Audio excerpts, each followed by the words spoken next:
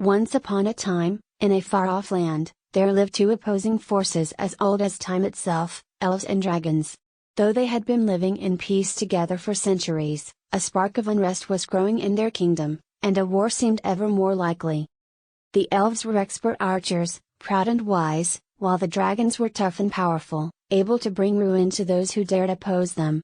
But despite the differences in their abilities and strength, one thing was certain: both sides had a shared love for adventure and mischief, and both sides were equally determined to win.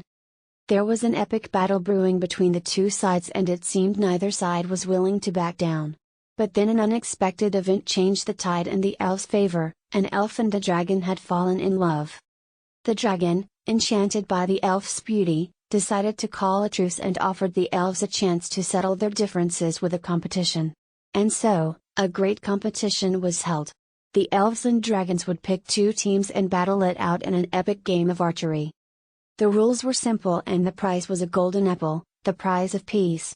The elves, being expert archers, were convinced they would win, while the dragons put all their faith in their fiery breath. The competition soon began, and the elves and dragons faced one another with their bows, arrows, and bluster. Both teams shot arrow after arrow, but no one won. The score was tied. Just when it seemed like the competition would have to be called a draw, the dragon and the elf had a brilliant idea. They decided to combine their skills to make a single, extraordinary shot.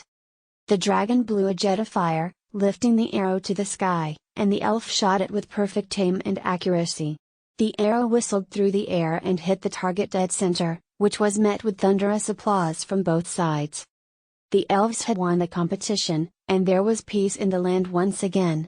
The dragon and the elf were married shortly afterwards, and their love story is still told throughout the kingdom to this day.